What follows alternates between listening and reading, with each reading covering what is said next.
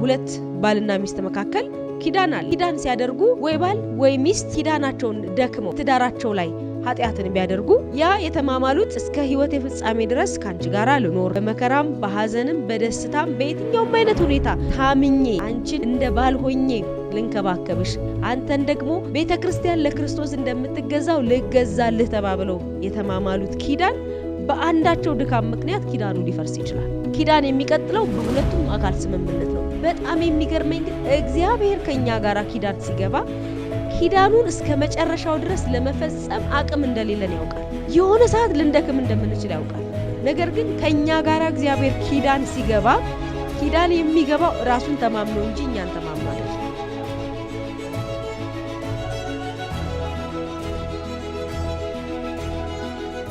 ዛሬ እንደ እግዚአብሔር ፈቃድ ስለ ኪዳን እንማራለን። ኪዳን ምንድነው? ሁሉ ጊዜ በመዝሙር ውስጥ ኪዳን አለኝ፣ ኪዳን አለን፣ ኪዳን ያለን ህዝቦች ነን፣ የኪዳን ህዝቦች ነን እንላለን። ግን በመጀመሪያ ኪዳን ማለት ምን ማለት ነው? ከዛ ደግሞ ምን አይነት ኪዳን ነው ያለን?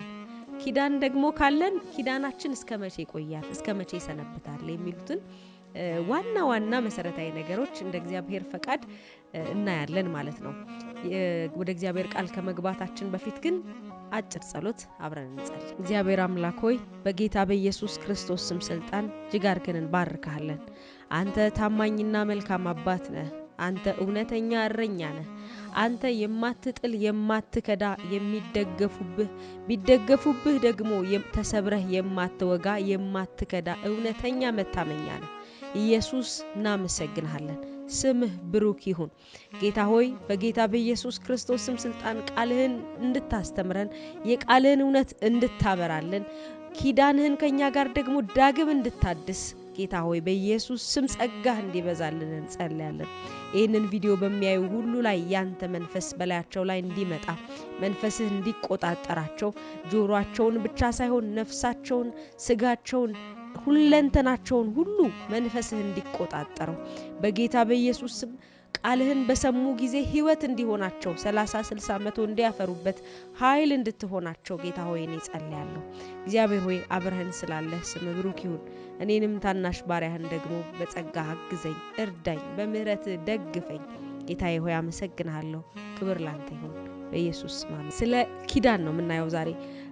ኪዳን ማለት በመሰረቱ በሁለት አካሎች መካከል ያለ ስምምነት፣ አብሮ ለመሆን መወሰን፣ መተማመን፣ መግባባት፣ ሩቅ መንገድ አብሮ ለመሄድ ዲሳይድ ማድረግ፣ መተማመን፣ መስማማት ነው ኪዳን ማለት። በሁለት አካላት መካከል ያለ ስምምነት ነው። ኢየሱስ ጌታ ነው።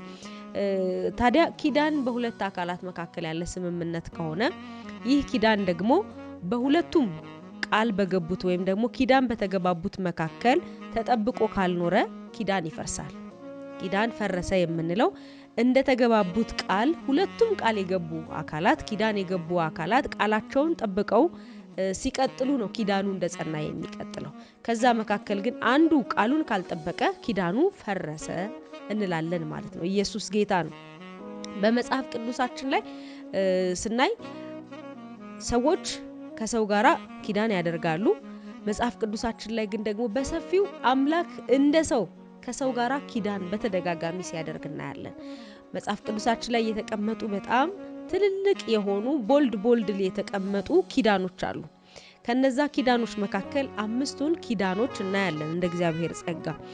የመጀመሪያው ኪዳን እግዚአብሔር ከኖህ ጋራ የገባው ኪዳን ነው። የኖህ ኪዳን ይባላል።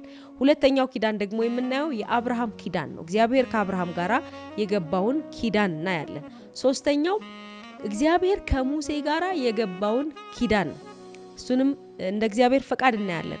አራተኛ እግዚአብሔር ከዳዊት ጋራ የገባው ኪዳን ነው። አምስተኛ ደግሞ አዲስ ኪዳን ነው። ኢየሱስ ጌታ ነው። እዚህኛው አዲስ ኪዳን የሚባለው ውስጥ አብርሃም አይደለም፣ ሙሴ አይደለም፣ ዳዊት አይደለም፣ ኖህ አይደለም። እዚህ አዲስ ኪዳን የሚባለው ውስጥ እኛ ራሳችን አለንበት። ኢየሱስ ጌታ ነው። እግዚአብሔር ከኛ ጋር ያደረገው ኪዳን ነው። ስለዚህ ዛሬ ያላችሁን ኪዳን በምን አይነት ኪዳን ውስጥ እየኖራችሁ እንዳለ ኪዳኑ ደግሞ እንዴት እንደሚያሰነብታችሁ እንዴት ለህይወት እንደሆነላችሁ እንዴት የታደላችሁና የተባረካችሁ እንደሆናችሁ በዚህ ኪዳን አማካኝነት በደንብ እናያለን። ኢየሱስ ጌታ ነው።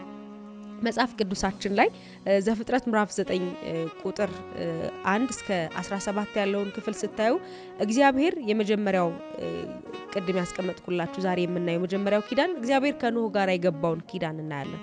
እግዚአብሔር ከኖህ ጋር የገባው ኪዳን ምንድነው? ታስታውሳላችሁ።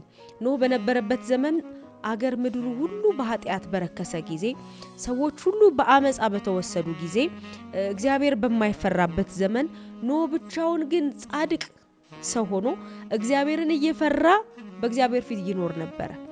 ከዛ ግን እግዚአብሔር ደግሞ መጣና ይህ ጻድቅ ሰው ስለሆነ መርከብ ስራ አለው። እግዚአብሔር መርከብ ስራ አለውና ኖህ በእምነት በእግዚአብሔር ፊት መርከብ ሰራ። መርከብ ኖህ በሚሰራበት ጊዜ ምንም አይነት መርከብ እንዲሰራ የሚያደርግ ሁኔታ አልነበረም።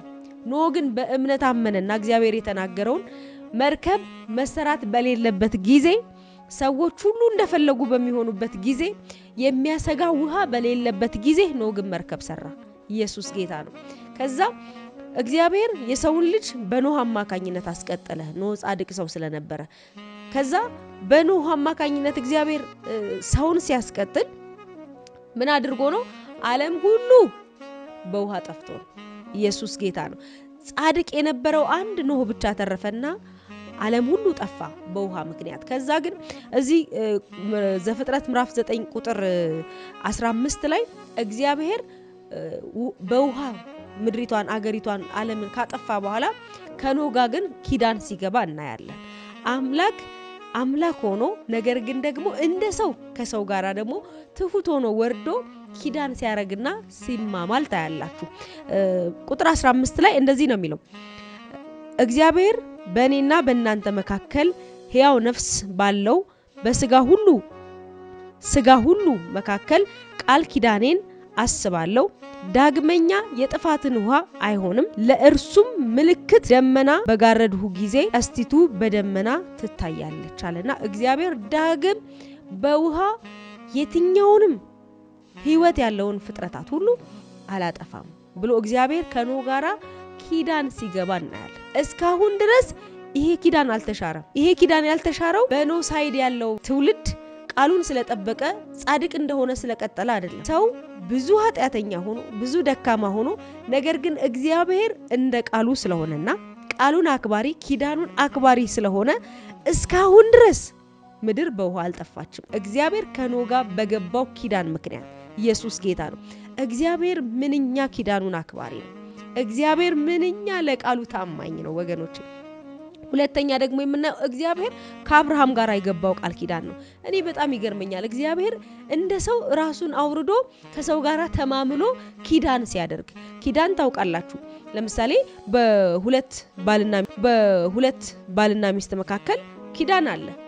ኪዳን ሲያደርጉ ወይ ባል ወይ ሚስት ኪዳናቸውን ደክመው በትዳራቸው ላይ ኃጢአትን ቢያደርጉ ወይ በኃጢአት ቢወድቁ ያ የተማማሉት እስከ ህይወት የፍጻሜ ድረስ ካንቺ ጋር ልኖር፣ በመከራም በሐዘንም በደስታም በየትኛውም አይነት ሁኔታ ታምኜ አንቺን እንደ ባል ሆኜ ልንከባከብሽ፣ አንተን ደግሞ እንደ ባል ልገዛልህ፣ ክርስቶስ ቤተክርስቲያንን እንደሚወዳት አንተ ስትወደኝ እኔ ደግሞ ቤተክርስቲያን ለክርስቶስ እንደምትገዛው ልገዛልህ ተባብለው የተማማሉት ኪዳን በአንዳቸው ድካም ምክንያት ኪዳኑ ሊፈርስ ይችላል። ኢየሱስ ጌታ ነው። ኪዳን የሚቀጥለው በሁለቱም አካል ስምምነት ነው። በጣም የሚገርመኝ ግን እግዚአብሔር ከኛ ጋር ኪዳን ሲገባ ኪዳኑን እስከ መጨረሻው ድረስ ለመፈጸም አቅም እንደሌለን ያውቃል። ኢየሱስ ጌታ ነው። የሆነ ሰዓት ልንደክም እንደምንችል ያውቃል። ነገር ግን ከኛ ጋር እግዚአብሔር ኪዳን ሲገባ ኪዳን የሚገባው ራሱን ተማምኖ እንጂ እኛን ተማምኖ አይደለም። ከሰው ጋር ኪዳን ስትገባቡ ሁለታችሁም እኩል ኢፈርት ልታዋጡ፣ እኩል አቅማችሁን አሟጣችሁ ተጠቅማችሁ እኩል ለቃላችሁ ልትታመኑ ነው። ሰው ግን ከእግዚአብሔር ጋር የገባውን ኪዳን መጽሐፍ ቅዱሳችን ላይ በአብዛኛው ስናይ ይደክማል። ሰው ቃሉን አያከብርም። እንደ እግዚአብሔር ቃል መኖር ያቅተዋል። እስራኤላውያን የእግዚአብሔር ሕዝብ ናቸው። ከእግዚአብሔር ጋር ኪዳን አላቸው። ከዛ ግን የሆነ ሰዓት ደግሞ ቃላቸውን ይረሱትና ኪዳናቸውን ያፈርሱና አማልክት ሲያመልኩ ታያላችሁ። አማልክት ስላመለኩ እግዚአብሔር ከነሱ ጋር ያለውን ኪዳን ግን አልቀየረም። ዳግም መልሶ ደግሞ ይሸከማቸዋል፣ ያጥባቸዋል፣ ይቀድሳቸዋል፣ መልሶ የራሱ ያደርጋቸዋል። ብዙ ምሕረትና ቸርነቱን ያሳያቸዋል። ለዚህ ነው እግዚአብሔር ከሰው ጋራ ኪዳን ሲገባ ይገርመኛል። ይሄ ሁለተኛው እግዚአብሔር ከአብርሃም ጋራ የገባው ኪዳን ዘፍጥረት ምዕራፍ 12 ቁጥር 1 ላይ መጽሐፍ ቅዱሳችንን አውጥተን እናያለን። እግዚአብሔርም አብርሃምን አለው ከአገርህ ከዘመዶችህ ከአባትህም ቤት ተለይተህ እኔ ወደማሳይ ምድር ውጣ። ታላቅ ሕዝብም አደርግሃለሁ፣ እባርክሃለሁ፣ ስምህንም አከብረዋለሁ፣ ለበረከትም ሁን። ሌላ ስፍራ ላይ ዘፍጥረት ምዕራፍ 15 ቁጥር 1 ላይ ደግሞ እንደዚህ ይላል። ከዚህም ነገር በኋላ የእግዚአብሔር ቃል በራእይ ወደ አብርሃም መጣ እንዲህ ሲል፣ አብርሃም ሆይ አትፍራ፣ እኔ ላንተ ጋሻህ ነኝ፣ ዋጋህም እጅግ ታላቅ ነው። አብርሃምም አቤቱ እግዚአብሔር ሆይ ምን ትሰጠኛለህ? እኔም ያለ ልጅ እሄዳለሁ።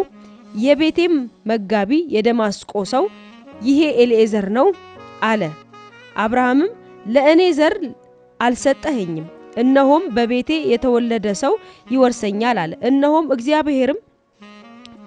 እነሆ የእግዚአብሔር ቃል እንዲህ ሲል መጣለት፣ ይህ አይወርስህም፣ ነገር ግን ከጉልበትህ የሚወጣው ይወርስሃል። ወደ ሜዳም አወጣውና ወደ ሰማይ ተመልከት፣ ከዋክብትንም ልትቆጥራቸው ትችል እንደሆነ ቁጠር አለው። ዘርህንም እንዲሁ ይሆናል አለው። አብርሃምም እግዚአብሔርን አመነ፣ ጽድቅም ሆኖ ተቆጠረለት። ኢየሱስ ጌታ ነው። እግዚአብሔር ለአብርሃም ኪዳን ገባለት። ለአብርሃም የገባለት ኪዳን ከጉልበትህ የሚወጣው ነው የሚወርስ፣ በቤትህ ያለው ኤሌዘር አይደለም የሚወርስ፣ አንተ የትውልድ ሁሉ አባት ትሆናለህ አለና እግዚአብሔር ለአብርሃም ኪዳን ገባለት። በጣም የሚገርማችሁ ነገር አብርሃም እስከ እርጅናው ድረስ እግዚአብሔር የተናገረው ኪዳን አልተፈጸመለትም ነበር። አብርሃም እግዚአብሔር ልጅ እስኪሰጠው ጊዜ ድረስ በጣም ለብዙ ዓመታት እግዚአብሔርን ጠብቆ ነበር። እግዚአብሔርን ግን አመነ ይላል። አመነና ጽድቅም ሆኖ ተቆጠረለት። አብርሃም ምን አመነ መሰላችሁ? አንድ ልጅ ሳይኖረው የትውልድ ሁሉ አባት እንደሚሆን አመነ። ስለዚህ የእምነት አባት ሆነ ይላል። ከዛ እግዚአብሔር አንድ ልጅ ሰጠው ለአብርሃም፣ ይስሐቅን ከሰጠው በኋላ እግዚአብሔር መጣና ዳግም ደግሞ አብርሃምን ቼክ ማድረግ ፈለገ። አብርሃምን እስቲ ልጅህን ሰዋልኝ አለው። ጌታ ሆይ እኔ የሰጠኸኝ አንተ ነህ፣ ባንተ ፊት የሰጠኸኝን መልሼ ልሰጥህ እችላለሁ አለ። እግዚአብሔር ያንን ልቡን ስላየ ልክ አብርሃም ልጁን ሊሰዋው ሲል እግዚአብሔር መጣና የመስዋዕቱን በግ አዘጋጀና ይስሐቅ እንዳይሰዋ አደረገ። እግዚአብሔር በዛ ውስጥ አብርሃም ለእግዚአብሔር ያለውን ልብ አየ። ስለዚህ እግዚአብሔር በአብርሃም እምነት ደስ ስለተሰኘ ከአብርሃም ጋር ኪዳን አደረገ። ስለዚህ እግዚአብሔር ስሙ ራሱ ሲጠራ ራሱ ማን ሲባል እግዚአብሔር ራሱን የሚጠራው እኔ የአብርሃም የይስሐቅ የያዕቆብ አምላክ ነኝ ነው የሚለው። ኢየሱስ ጌታ ነው። እስራኤላውያን እኛ እኮ የአብርሃም ልጆች ነን ብለው ነው የሚመኩት። እግዚአብሔር ከአብርሃም ጋር ያለውን ኪዳን እንደጠበቀ ስለቀጠለ ማለት ነው። ኢየሱስ ጌታ ነው። ስለዚህ አብርሃምን ከጉልበት የሚወጣው እንጂ ኤሌዘር አይወርስህም ማለት። ስለዚህ እግዚአብሔር ለአብርሃም እንደተናገረው አብርሃም እንኳን በምድር ላይ ያለው ቆይታ ጊዜ አብቅቶ በሞተ ጊዜ እንኳን እግዚአብሔር ግን ኪዳኑን እንደጠበቀ የአብርሃም አምላክ እንደተባለ ቀጠለ። እናንተ እግዚአብሔር እንዴት ያለ ኪዳኑን አክባሪ አምላክ። ሌላው ሶስተኛው ደግሞ እግዚአብሔር ከሙሴ ጋር ኪዳን ሲገባ እናያለን። ኢየሱስ ጌታ ነው። ዘጸአት ምዕራፍ 19 ቁጥር 1 እስከ 6 ያለውን መጽሐፍ ቅዱሳችንን እናወጣለን። እግዚአብሔር ምን ይላችኋል? ቃሌን በእውነት ብትሰሙ ኪዳኔንም ብትጠብቁ ምድር ሁሉ የእኔ ናትና ከሕዝብ ሁሉ የተመረጠ ርስ ሆኑኛላችሁ ብሎ እግዚአብሔር ይናገራቸዋል። እግዚአብሔር ምንድነው ያደረገው? መጀመሪያ ለሙሴ እስራኤላውያን እንዴት የእግዚአብሔርን ቃል መጠበቅ እንዳለባቸውና እንዴት መኖር እንደሚገባቸው ትእዛዝ ሰጠው። ከዛ ትእዛዝ ከሰጠው በኋላ በዚህ እግዚአብሔር ለሙሴ በሰጠው ኦርደር ላይ ግን የጋራ ስምምነት ከሌለ የሚማማሉበት የሆነ ፖይንት አስቀምጠው እዛ ፖይንት ላይ ካልተማማሉና ቃል ካልተገባቡ ኪዳን አይሆንም። ሁሉ ጊዜም ኪዳን ስንገባ ኪዳን ወይም ከማንኛውም ከሰውም ጋር ሊሆን ይችላል ከእግዚአብሔርም ጋር ስንገባባ ነጥብ አስቀምጠን ነው ይሄንን ላደርግልህ ይሄንን ላላደርግብህ እንደዚህ ልሆንልህ እንደዚህ ላላደርግብህ ብለን ነው ነጥብ አስቀምጠን በዛ ነጥብ ላይ ነው አግሪ የምናደርገው የምንስማማው። ልክ እንደዛው እግዚአብሔር ምን አደረገ? ለሙሴ እስራኤል እንዲሆንለት የሚፈልገውን ትእዛዝ ሰጠውና ከዛ ሂድና አንብብላቸው አለው። ከዛ ሄደ ካነበብክላቸው በኋላ ከተስማሙ አለው ከተስማሙ በዚህ ቃል ላይ መሰረት አድርገን ኪዳን እናደርጋለን። ከዛ ኪዳን ስናደርግ ደግሞ እንማማላለን። ኢየሱስ ጌታ ነው። መጀመሪያ ግን በዚህ ቃል መሰረት መስማማት አለባቸው። ካልተስማሙ ኪዳን መፈጸም አንችልም ማለትና እግዚአብሔር ለሙሴ ትእዛዝ ሰጠው ማለት ነው። ሙሴ ያንን ወሰደና ለህዝቡ ያንን ኪዳን ነገራቸው። ልክ ለህዝቡ ያንን ኪዳን ሲነግራቸው ህዝቡም እግዚአብሔር በሰጣቸው ቃል ተስማሙ ይላል። ኢየሱስ ጌታ ነው። መጽሐፍ ቅዱሳችንን ዘጸአት ምዕራፍ 24 ቁጥር 6 ላይ እናውጣና እንደዚህ ይላል። በጌታ በኢየሱስ ስም አነባለሁ። ዘጸአት ምዕራፍ 24 ቁጥር 4 ላይ እንደዚህ ይላል። ሙሴም የእግዚአብሔርን ቃሎች ጻፈ፣ ማለዳም ተነሳ፣ ከተራራውም በታች መሰዊያው 12ቱንም ሐውልቶች ለ12ቱ የእስራኤል ነገድ ሰራ። የሚቃጠል መስዋዕትንም እንዲያቀርቡ ለእግዚአብሔርም ስለ ደህንነት መስዋዕት በሬዎች እንዲሰዉ የእስራኤልንም ልጆች ጎበዛዝት ሰደደ። ሙሴም የደሙን እኩሌታ ወስዶ በቆሬ ውስጥ አደረገ፣ የደሙንም እኩሌታ በመሰዊያው ረጨው። የቃል ኪዳኑንም መጽሐፍ ወስዶ ለህዝቡ አነበበላቸው። ኢየሱስ ጌታ ነው። እግዚአብሔር የሰጠውን የቃል ኪዳን መጽሐፍ ወሰደና ለህዝቡ ምን አደረገላቸው? አነበበላቸው። መጀመሪያ ይሄ ቃል እግዚአብሔር አግሪ ማድረግ የፈለገበት ከእስራኤል ጋራ መማማል ኪዳን መፈጸም የፈለገበት ቃል ነው። ያንን ቃል አመጣና ያን የቃል ኪዳን መጽሐፍ አመጣና ሙሴ ለህዝቡ አነበበላቸው። ከዛስ እነሱም እግዚአብሔር ያለውን ሁሉ እናደርጋለን እንታዘዛለንም አሉ ይላል። ስለዚህ ቅድምም ብያቸዋለሁ ስጀምር ኪዳን ማለት በሁለት አካላት መካከል ያለ አግሪመንት ነው ወይም ስምምነት ነው። ስምምነቱ ላይ የተደረገ መሐላ ነው። ስለዚህ እግዚአብሔር ያመጣው ቃል ላይ እስራኤላውያንም እኛም እንደ ቃሉ ያለንን እናደርጋለን፣ ይስማማናል፣ በዚህ ቃል ከእግዚአብሔር ጋር መገባባት እንችላለን ብለው ለሙሴ ተናገሩ ይላል። ከዛ ሙሴም ይላል ደሙን ወስዶ ወደ ህዝቡ ላይ ረጨው ይላል። ኢየሱስ ጌታ ነው። መጀመሪያ እኩሌታ አድርጎ አዘጋጀው። ከዛ በመሰዊያው ላይ ደሙን አደረገ። ከዛ ህዝቡ ልክ በቃሉ ላይ እግዚአብሔር ባመጣው በሰጠው ትእዛዝ ላይ ልክ ሲስማሙ ሙሴም ያንን እኩሌታውን መሰዊያ ላይ ያደረገውን ሌላኛውን ቀሪውን ደም ደግሞ በህዝቡ ላይ ረጨው ይላል። ኢየሱስ ጌታ ነው። ለምን? ኪዳን ስለሆነ አግሪመንት ስለሆነ። ከዛ ወስዶ ረጨው ይላል። በዚህ ቃል ሁሉ እግዚአብሔር ከእናንተ ጋራ ያደረገውን የቃል ኪዳን ደም እነሆ አላቸው። ከእስራኤል ህዝብ ጋራ በሙሴ አማካኝነት የደም ቃል ኪዳን ሲያደርግ እናያለን። በደም ተማማሉ እስራኤልና እግዚአብሔር። በቃ እስራኤል ህዝብ ሊሆነው እግዚአብሔር አምላክ ሊሆናቸው ከዛ የተለየ ርስት ሊሆነው ኢየሱስ ጌታ ነው። በሙሴ አማካኝነት እግዚአብሔር ከህዝቡ ጋራ ኪዳን አደረገ። እናንተ እስራኤላውያን እኮ ከዛ በኋላ በጣም ብዙ ጊዜ እግዚአብሔርን ትተው አማልክት አምልከዋል። በጣም ብዙ ጊዜ እግዚአብሔርን አሳዝነዋል። በጣም ደስ የሚለኝ ነገር ግን አንድ ቦታ እግዚአብሔርም እስራኤልን ተወ የሚል የለም። አንድ ቦታ እግዚአብሔርም እስራኤልን ከዳቸው የሚል የለም። እግዚአብሔርም ቃሉን አልጠበቀላቸውም የሚል የለም። እስራኤላውያን ኪዳናቸውን መጠበቅ እያቃታቸው እንኳን እግዚአብሔር ግን ኪዳኑን እንደጠበቀ እንደጸና ቆየ። ስለዚህ ኪዳኑ ተጠብቆ የቆየው በእግዚአብሔር ሳይድ እንጂ በሰው ሳይድ ግን አልነበረም። ለምን? ሰው ለእግዚአብሔር የገባውን ኪዳን የመፈጸም አቅም ስላልነበረው ደካማ ስለነበረ ማለት ነው። ኢየሱስ ጌታ ነው። ሌላው አራተኛው እግዚአብሔር ከዳዊት ጋራ የገባውን ኪዳን እናያለን። ሁለተኛ ሳሙኤል ምዕራፍ 7 ላይ በሰፊው ተቀምጧል። እግዚአብሔር ከዳዊት ጋራ ያደረገው ኪዳን በጣም ደስ ይለኛል። እኔ መጽሐፍ ቅዱስ ላይ ካሉት ኪዳኖች ሁሉ የምገረምበት ኪዳን ነው እግዚአብሔር ከዳዊት ጋራ ያደረገው ኪዳን። ሁለተኛ ሳሙኤል ምዕራፍ 17 ቁጥር 16 ላይ ስታዩ የእግዚአብሔር ቃል ሲናገር እንዲህ ይላል፣ ቤትህና መንግስትህ በፊቴ ለዘላለም ይጠነክራል፣ ዙፋንህም ለዘላለም ይጸናል ብሎ እግዚአብሔር ከዳዊት ጋራ ኪዳን ያደርጋል። ዳዊት እንደምታውቁት በጣም ትንሽ የነበረ ብላቴና የነበረ እረኛ የነበረ የትም ይደርሳል ተብሎ የማይታሰብ ቤተሰቡ ችላ ያለው የረሳው ብላቴናና እረኛ ነበረ። ነገር ግን እግዚአብሔር በራሱ ፈቃድ ቀባውና አነገሰው። በጣም የሚገርመኝ ነገር ግን ዳዊት ለእግዚአብሔር ከልቡ የተገኘ ስለነበረ ዳዊት ለእግዚአብሔር እንደ ልቡ የሆነ ስለነበረ ከሌሎቹ ንጉሶች ሁሉ ዳዊት ለእግዚአብሔር የተለየ ሰው ነበር። ምክንያቱም ዳዊት ሁሉ ጊዜም የእግዚአብሔር ደስታና ከእግዚአብሔር ጋር ያለው ፌሎሺፕ ላይ ፎከስ ያደርግ ነበር። ለእግዚአብሔር የተገኘ ነበር። ሌላ ስፍራ ላይ ታስታውሳላችሁ ባሪያዬን ዳዊትን አገኘሁት ቅዱሱንም ቅባት ቀባሁት ይላል። ዳዊት ለእግዚአብሔር አቬለብል የነበረ ሰው ነበር። ኢየሱስ ጌታ ነው። ከዛ ግን በጣም ደስ የሚለኝ እዚህ ክፍል ላይ እግዚአብሔር ኪዳን ገባለት ለዳዊት ኪዳን ሲገባለት ምን አለው መሰላችሁ? ቤትና መንግስት በፊቴ ለዘላለም ይጠነክራል አለው። ያንተ ንግስና አንተ ስትሞት የሚያበቃ ጉዳይ አይደለም አለው። ለዘላለም ማንም ከሰው ልጅ ለዘላለም የነገሰ የለም። ነገር ግን ያንተ አለው ቤትህም መንግስትህም ለዘላለም በፊቴ ይጠነክራል አለው። ከዛስ ዙፋንህም ለዘላለም ይጸናል አለው። ኢየሱስ ጌታ ነው። ከዛ ጌታ ኢየሱስ ክርስቶስ ወደ ምድር ሲመጣ ማን ነኝ ብሎ ነው የመጣው? እኔ የዳዊት ልጅ ነኝ ብሎ ነው የመጣው።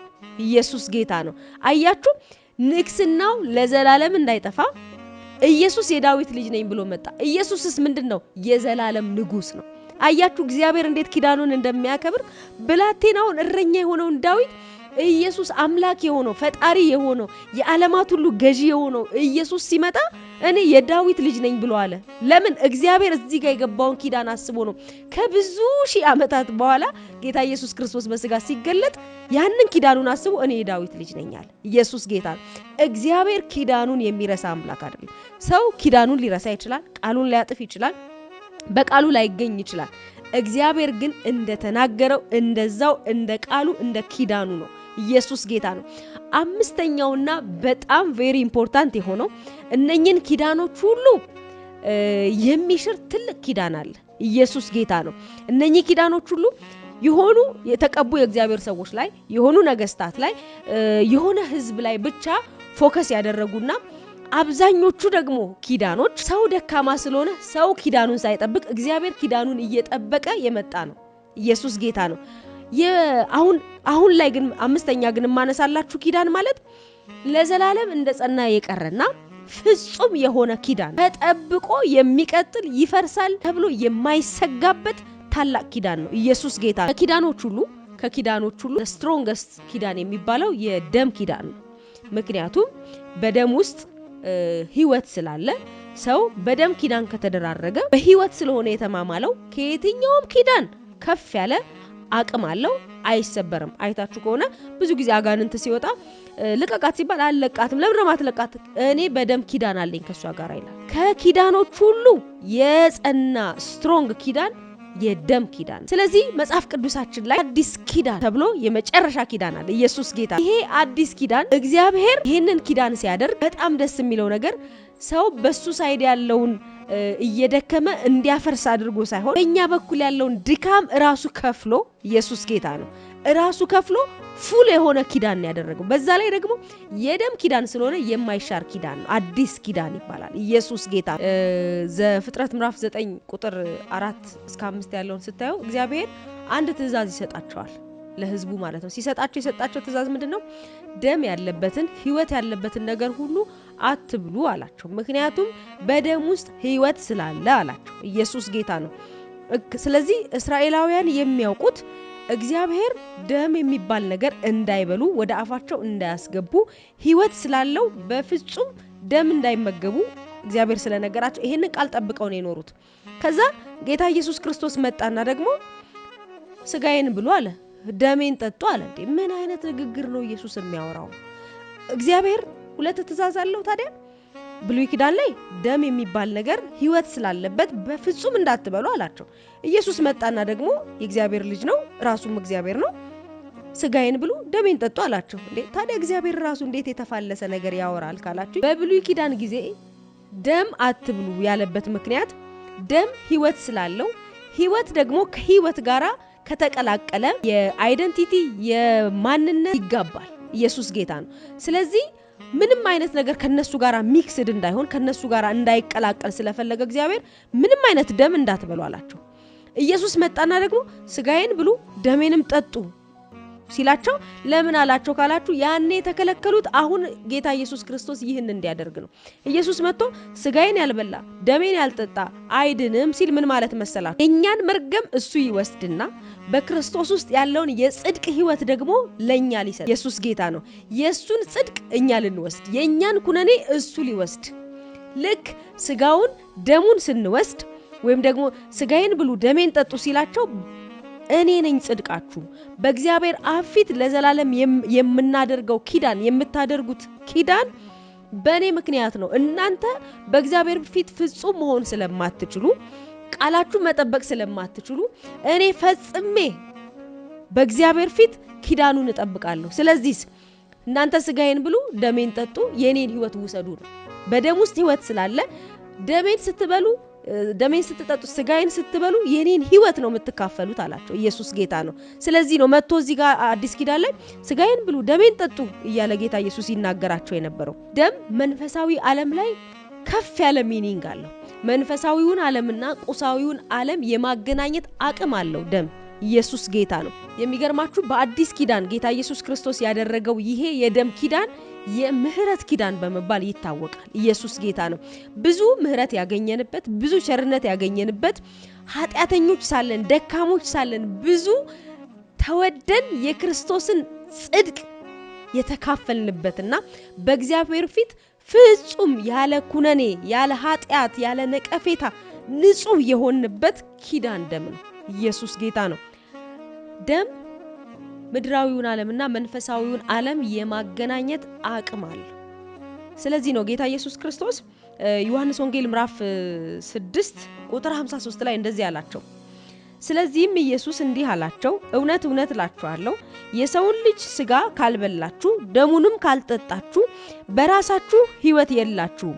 ስጋዬን የሚበላ ደሜንም የሚጠጣ የዘላለም ሕይወት አለው፣ እኔም በመጨረሻው ቀን አስነሳዋለሁ። ስጋዬ እውነተኛ መብል ደሜም እውነተኛ መጠጥ ነውና ስጋዬን የሚበላ ደሜንም የሚጠጣ በእኔ ይኖራል፣ እኔም በእርሱ እኖራለሁ። ኢየሱስ ጌታ ነው። አያችሁ፣ ቅድምም ብያችኋለሁ በደም ውስጥ ሕይወት አለ። መጀመሪያ ዘፍጥረት ላይ ደም እንዳትበሉ ደም ያለበትን ማንኛውም ነገር እንዳትበሉ ብሎ እግዚአብሔር ትእዛዝ ያዘዛቸው ሚስጥሩ እዚህ ጋር ነው ያለው። አሁን ኢየሱስ መጣና ስጋዬን ብሉ ደሜንም ጠጡ ካለ በኋላ ምን አለ መሰላችሁ? ስጋዬን የሚበላ ደሜንም የሚጠጣ በእኔ ይኖራል፣ እኔም በእርሱ ውስጥ እኖራለሁ። ስለዚህ የህይወት ሽግግር ነው የሚደረገው ማለት ነው።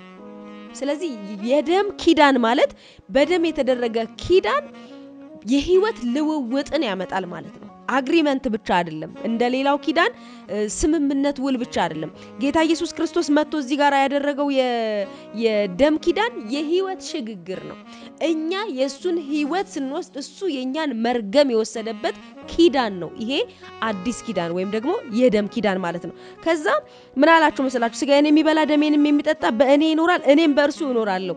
እሱ በእኔ ውስጥ ይኖራል፣ እኔ ደግሞ በእርሱ ውስጥ እኖራለሁ። መቼ? ደሜን የወሰደ ጊዜ አለ። ስጋዬን የወሰደ ጊዜ፣ ስጋዬን የበላ ጊዜ፣ ደሜን የጠጣ ጊዜ እኔ በሱ ውስጥ ስኖር እሱ በእኔ ውስጥ ይኖራል አለ። ከዛስ በኋላ ስጋዬን የሚበላ ደሜንም የሚጠጣ በእኔ ይኖራል፣ እኔም በእርሱ እኖራለሁ። ሕያው አብ እንደላከኝ እኔም ከአብ የተነሳ ሕያው እንደሆንኩ እንዲሁ የሚበላኝ ደግሞ ከእኔ የተነሳ ሕያው ይሆናል። አያችሁ፣ ልክ የጌታ የኢየሱስ ክርስቶስን ደም ስትወስዱ አለ፣ የኔን ደም ስትወስዱ እኔ በእግዚአብሔር ምክንያት ሕያው እንደሆንኩ እንዲሁ እናንተ ደግሞ በእኔ ምክንያት ሕያው ትሆናላችሁ። ያ ማለት ምን ማለት መሰላችሁ? የዘላለም ሕይወትን በእኔ ምክንያት ታገኛላችሁ ነው። በእግዚአብሔር ፊት ፍጹም ቅዱስና ቅርብ ወዳጅ ትሆናላችሁ ነው። ኢየሱስ ጌታ ነው። ከዛስ በኋላ ከሰማይ የወረደ እንጀራ ይህ ነው፣ አባቶቻችሁ መናን በልተው እንደሞቱ አይደለም፣ ይህንን እንጀራ የሚበላ ለዘላለም ይኖራል። አያችሁ፣ የዘላለም ሕይወት ያለበት የደም ኪዳን ነው ይሄ ኪዳን፣ አዲስ ኪዳን ማለት። ኢየሱስ ጌታ ነው። ሌላ ስፍራ ላይ መጽሐፍ ቅዱሳችን ምን ይላል መሰላችሁ? ማቴዎስ ወንጌል ምዕራፍ 26 ቁጥር 28 ላይ እንደዚህ ይላል፣ ስለ ብዙዎች ለኃጢአት ይቅርታ የሚፈስ የአዲስ ኪዳን ደሜ ይህ ነው ይላል። አያችሁ፣ ቅድም እዛ ጋር ደሜን ጠጡ ስጋዬን ብሉ ብሎ ኢየሱስ ከተናገረ በኋላ እዚህ ስፍራ ላይ ደግሞ ምን አለ? ይሄ ደም አለ፣ ይሄ ደም ዝም ብሎ ደም አይደለም፣ የአዲስ ኪዳን ደሜ ነው። የምን የአዲስ ኪዳን ደም? ስለ ብዙዎች የኃጢአት ይቅርታ የሚደረግ ብሉይ ኪዳን ላይ የነበሩ ኪዳኖች በጠቅላላ የሰውን ድካም ሰው ከእግዚአብሔር ጋር ያደረገውን ኪዳን መፈጸም እንዳልቻለ የሰውን አለመቻል የእግዚአብሔርን መቻል ብቻ የሚያወሩ ናቸው። እዚህኛው ጋር ግን ስትመጡ ይሄኛው የደም ኪዳን ኢየሱስ ክርስቶስ እኛን ወክሎ ስለኛ ኃጢአት ስለኛ በደል ራሱን ከፍሎ ከእግዚአብሔር ጋር ኪዳን ያደረግንበትና የታረቅንበት ነው። ስለዚህ ይሄ ደም ለኃጢአታችን ይቅርታ የተደረገ ደም ነው። ይሄ ኪዳን የምህረት ኪዳን ነው። ይሄ ኪዳን የቸርነት ኪዳን ነው። ይሄ ኪዳን የፍቅር ኪዳን ነው። ከዛስ የደም ኪዳን ቅድም ብያችኋለሁ ዘላለማዊ ኪዳን ነው፣ አይሻርም። ኢየሱስ መጥቶ በደሙ ነው ከኛ ጋራ ኪዳን ያደረገው። ኢየሱስ ካንተ ጋራ በደሙ ኪዳን አድርጓል፣ ካንቺ ጋራ በደሙ ኪዳን አድርጓል። ስለዚህ ይሄ ኪዳን የማይሻር የማይናወጥ እናንተ ስትደክሙ እናንተ ስትዝሉ የማይሻር የጸና የዘላለም ኪዳን አላችሁ። ኢየሱስ ጌታ ነው። ስለዚህ መጽሐፍ ቅዱሳችን ሲናገር አንደኛ ቆሮንቶስ ምዕራፍ 10:16 ላይ እንደዚህ ይላል፣ የምንባርከው የበረከት ጽዋ ከክርስቶስ ደም ጋራ ህብረት ያለው አይደለምን? የምንቆርሰው እንጀራ ከክርስቶስ ስጋ ጋራ ህብረት ያለው አይደለምን? አያችሁ፣ ልክ ስጋውና ደሙን እንኳን ስንወስድ በቀጥታ ከክርስቶስ ኢየሱስ ጋራ ህብረት አለው እያለ ነው መጽሐፍ የሚናገረው። ከኪዳኖች ሁሉ የጸና የማይፈርስ የዘላለም ህይወትን የሚሰጥ ኪዳን በአዲስ ኪዳን በክርስቶስ ኢየሱስ አማካኝነት ሁላችሁ ተደርጎላችኋል። ይሄ ኪዳን ውስጥ ያልገባችሁ በክርስቶስ ኢየሱስ አምናችሁ ያልዳናችሁ ሰዎች ዛሬ ይሄንን ጥሪ በዚሁ አጋጣሚ ለእናንተ ማቅረብ እፈልጋለሁ። ኢየሱስ የዘላለም አዳኝ ነው። ኢየሱስ የዘላለም ህይወትን ይሰጣል። የዘላለም ቀንበርን ማራገፍ የሚችል የዘላለም ህይወትን መስጠት የሚችል ብቸኛ አዳኝ ኢየሱስ ብቻ ነው። ስለዚህ በክርስቶስ ኢየሱስ እንድታምኑና ዛሬ ወደዚህኛው ወደማይሻረው የዘላለም ህይወት ኪዳን እንድትገቡ በጌታ በኢየሱስ ስም ጥሪ ያቀርብላችኋለሁ። ጌታ ኢየሱስ አብዝቶ ይባርካችሁ። ስለመጣው እግዚአብሔር ቃል አብረን እንጸልይ። የሰማይ አምላክ እግዚአብሔር ሆይ በጌታ በኢየሱስ ክርስቶስ ስም ስልጣን አንተ ኪዳንህን የማትረሳ ኪዳንህን የማትተው አምላክ ነህ። በጌታ በኢየሱስ ስም ስልጣን ዛሬ ይህንን ቪዲዮ ያዩ ላሉ ሁሉ ነው ጸልያለሁ። ከነሱ ጋራ በክርስቶስ ኢየሱስ ደም ያደረከውን ኪዳን አስበ ከየትኛውም ካዛላቸው ካደከማቸው ነገር ከዋጣቸው ነገር ከከበዳቸው ነገር ውስጥ እንድታወጣቸው በጌታ በኢየሱስ ክርስቶስ ስም ስልጣን ነው ጸልያለሁ። እግዚአብሔር ሆይ አንተ ኪዳንህን ታስባለህ። አንተ እግዚአብሔር ሆይ ከአባቶች ጋር ያደረከውን ኪዳን አስበ እግዚአብሔር ሆይ ዘመናትን ሁሉ አልፈ ቆጥረህ እግዚአብሔር ሆይ መልካምን የምታደርግ አምላክ ነህ። እግዚአብሔር ሆይ በኢየሱስ ክርስቶስ ስም ስልጣን ነው ጸልያለሁ። ለእያንዳንዳቸው እግዚአብሔር ሆይ በክርስቶስ ኢየሱስ የገባኸውን ያንን ኪዳን በክርስቶስ ኢየሱስ ደም አማካኝነት ያደረከውን ያንን ኪዳን አስበህ ህይወታቸውን እንድትሰራ ነገራቸውን እንድትቀይር ነፃ መውጣት እንዲሆንላቸው እግዚአብሔር ሆይ በኢየሱስ ስም ስልጣን እኔ ጸልያለሁ። በኢየሱስ ክርስቶስ ስም ስልጣን ጌታ ሆይ የትኛውም ደግሞ ካንተ ዘንድ ያልሆነ ሸክም በጌታ በኢየሱስ ስም የተንከባለለ ይሁን። ይሄንን ቪዲዮ ከሚያዩ ሁሉ ላይ እኔ ጸልያለሁ። ያልተገባ የትኛውም ሸክም በጌታ በኢየሱስ ስም ስልጣን የተንከባለለ ይሁን። አንተ ኪዳንህን እግዚአብሔር ሆይ እንድታስብላቸው በኢየሱስ ስም መጎብኘት እንዲሆንላቸው ይሄንን ቪዲዮ እግዚአብሔር ሆይ ሲያዩ እንደ መታሰቢያነት እንዲሆናቸው ይሄንን ቪዲዮ ካዩበት ሰዓት ጀምሮ ህይወታቸውን ታሪካቸውን እንድትቀይር ቤታቸው እንድትገባ እግዚአብሔር ሆይ ከኪዳንህ የተነሳ የትኛውም የገቡት ሮንግ የሆነ ኪዳን ትክክል ያልሆነ ኪዳን ከሰው ጋር የገቡት ኪዳን ቢሆን ከጨለማ ዓለም ጋር የገቡት ኪዳን ቢሆን በኢየሱስ ክርስቶስ ስም ከዘር ማንዘራቸው ጋር ተገብቶ የነበረ የቆየ ኪዳን ሲወርድ ሲዋረድ እየመጣ እንደ መርገም እነሱ ላይ የተቀመጠ ኪዳን ቢሆን በጌታ በኢየሱስ የደም ኪዳን አሁን የተሻረ ይሁን። የትኛውም ሮንግ የሆነ ኪዳን በጌታ በኢየሱስ ስም አሁን በደምህ ኪዳን ከህይወታቸው ላይ የተሻረ ይሁን። ነፍሳቸውን የያዘ መንፈሳቸውን የያዘ ስጋቸውን የያዘ ዴስቲኒያቸውን የያዘ ከፍታቸውን የያዘ ትክክል ያልሆነ ከጨለማው ዓለም ጋራ የተገናኘ የትኛውም ኪዳን በኢየሱስ የደም ኪዳን አሁን የተሻረ ይሁን። በኢየሱስ ስም በደምህ ኪዳን አሁን ይሄ ኪዳን የተሻረ እንዲሆን እኔ ጸልያለሁ። ይሄን ቪዲዮ በሚያዩ ሁሉ ላይ መፈታትን እናገራለሁ፣ ነፃ መውጣትን እናገራለሁ፣ በኪዳን መታሰብን እናገራለሁ። ቤተሰባቸው በእነሱ ምክንያት ነፃ እንዲወጣ፣ ነገራቸው በእነሱ ምክንያት ነፃ እንዲወጣ፣ ደምህ ነፃ እንዲያወጣቸው በኢየሱስ ክርስቶስም ስልጣን እኔ ጸልያለሁ። እነሱና የነሱ የሆነ ነገር ሁሉ ይሄን ቪዲዮ በሚያዩ ሁሉ ላይ እግዚአብሔር ሆይ ደምህ እንዲንጠባጠብ፣ በደምህ እንድታጥባቸው፣ እንድትቀድሳቸው፣ ከጨለማው ዓለም እንድትለያቸው፣ ለክብር እንድታረጋቸው በኢየሱስ ስም ስልጣን እኔ ጸልይኩኝ። እግዚአብሔር ሆይ ጸሎቴን ስለሰማህ ተመስገን። በኢየሱስ ስም አሜን። ጌታ ኢየሱስ አብዝቶ ይባርካችሁ። እጅግ አድርጌ ወዳችኋለሁ።